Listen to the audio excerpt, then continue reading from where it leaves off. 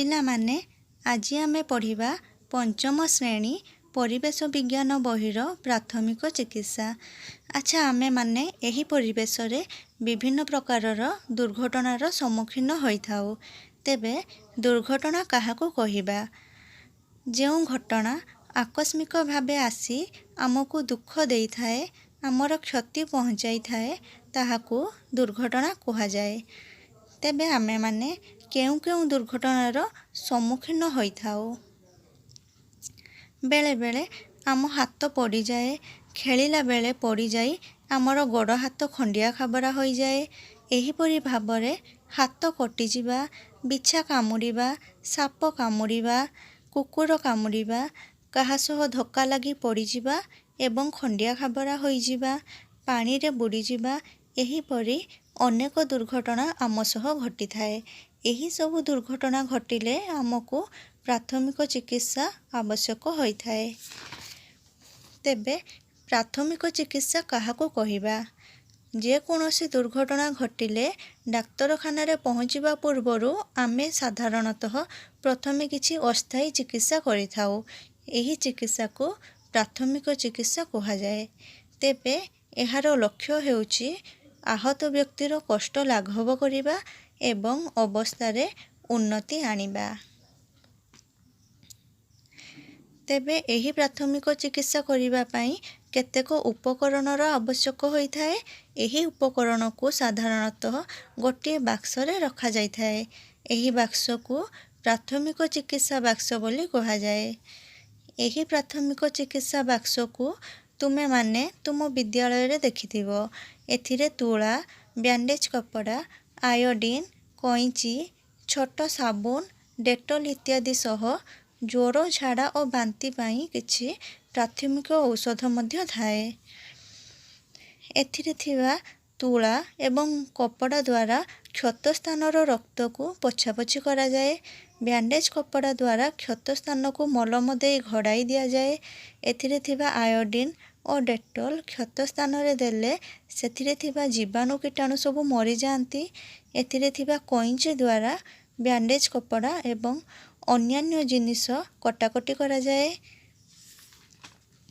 ଏଥିରେ ଥିବା ସାବୁନରେ କ୍ଷତ ସ୍ଥାନକୁ ସଫା କରିବାରେ ବ୍ୟବହାର କରାଯାଏ ଏବଂ ଏହା ସହିତ ଜ୍ୱର ହେଲେ, ଝାଡ଼ା ହେଲେ କିମ୍ବା ବାନ୍ତି ହେଲେ ମଧ୍ୟ ଏଥିପାଇଁ କିଛି ପ୍ରାଥମିକ ଔଷଧ ରହିଥାଏ, ଯାହାକୁ ଆମେ ଏହିସବୁ ରୋଗ ହେଲେ ବ୍ୟବହାର କରିପାରିବା।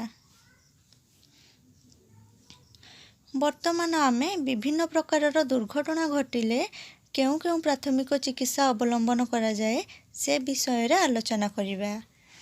ପ୍ରଥମେ ଆମେ ଆଲୋଚନା କରିବା କୁକୁର କାମୁଡ଼ିଲେ ଆମେ କି ପ୍ରକାର ପ୍ରାଥମିକ ଚିକିତ୍ସା ନେବା।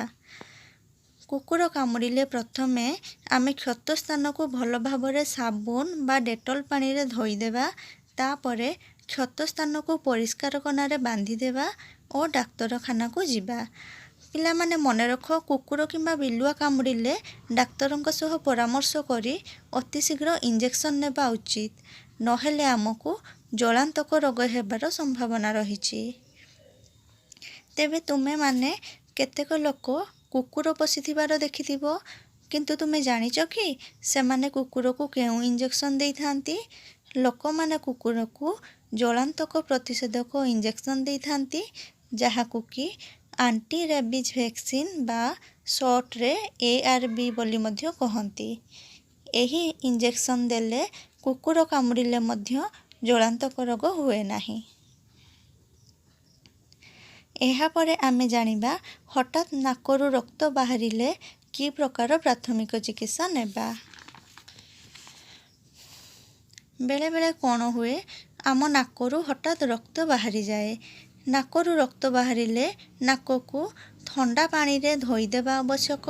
ଏହାପରେ ମୁଣ୍ଡକୁ ଉପରକୁ କରି ରଖିବା ଏବଂ ତାପରେ ପାଟି ଦ୍ୱାରା ଶ୍ୱାସକ୍ରିୟା କରିବା, କାରଣ ନାକରୁ ଯଦି ରକ୍ତ ବାହାରିବ ତେବେ ଆମେ ନାକ ବାଟେ ଠିକ୍ସେ ଶ୍ୱାସକ୍ରିୟା କରିପାରିବା ନାହିଁ। ତାପରେ ନାକ ଉପରେ ଓଦାକନା ଦେବା ଏବଂ ନାକର ଯେଉଁ ପଟେ ରକ୍ତ ବାହାରୁଥିବ ତାକୁ ଜୋରରେ ଚାପି ଧରିବା, ଯାହାଦ୍ୱାରା କି ରକ୍ତ ବାହାରିବା ବନ୍ଦ ହୋଇଯିବ। ପିଲାମାନେ ଏଠାରେ କିଛି ଚିତ୍ର ଦିଆଯାଇଥିବାର ଦେଖୁଛ। ଏହି ଚିତ୍ର ଗୁଡ଼ିକୁ ଦେଖ। ଏଠାରେ 2ଟି ଦୁର୍ଘଟଣାର ଚିତ୍ର ଦେଇଛି ଏବଂ 2ଟି ପ୍ରାଥମିକ ଚିକିତ୍ସାର ଚିତ୍ର ଦେଇଛି। କେଉଁ ଦୁର୍ଘଟଣା ପାଇଁ କେଉଁ ପ୍ରାଥମିକ ଚିକିତ୍ସାର ବ୍ୟବସ୍ଥା କରାଯାଇଛି ତାହା ଆମେ ଚିତ୍ର ଦେଖି ଲେଖିବା। ପ୍ରଥମ ଚିତ୍ରଟିରେ ଝିଅଟି ବାଣ ଫୁଟାଉଥିବା ବେଳେ ସେଥିରୁ ନିଆଁ ଝୁଲା ପଡ଼ି ହାତ ପଡ଼ିଯାଇଛି। ତେଣୁ ଝିଅଟି ଫଟକା ହୋଇଥିବା ଜାଗାକୁ ଥଣ୍ଡା ପାଣିରେ ପୋଡ଼ାଜଳାର କଷ୍ଟ କମିବା ପର୍ଯ୍ୟନ୍ତ ସେ ବୁଡ଼ାଇ ରଖିଛି। ଦ୍ୱିତୀୟ ଚିତ୍ରରେ ରୋଷେଇ ଘରେ ସ୍ତ୍ରୀ ଲୋକଟିର ଶାଢ଼ୀରେ ନିଆଁ ଲାଗିଯାଇଛି। ସେଥିପାଇଁ ତାଙ୍କ ଘରର ଜଣେ ସଦସ୍ୟ ଆସି ତାଙ୍କ ଶରୀରକୁ କମ୍ବଳ ଦ୍ୱାରା ଘୋଡ଼ାଇ ରଖିଛି।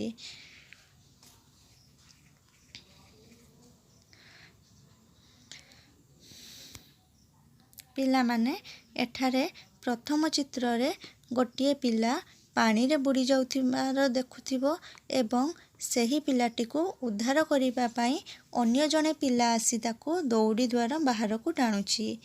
ଦ୍ୱିତୀୟ ଚିତ୍ରରେ ବୁଡ଼ି ଯାଉଥିବା ପିଲାଟିକୁ ପେଟ ଉପରକୁ କରି ଶୁଆଇ ଦେଇ ଅନ୍ୟ ପିଲାଟି ତାର ପେଟକୁ ଚାପି ଦେଉଛି।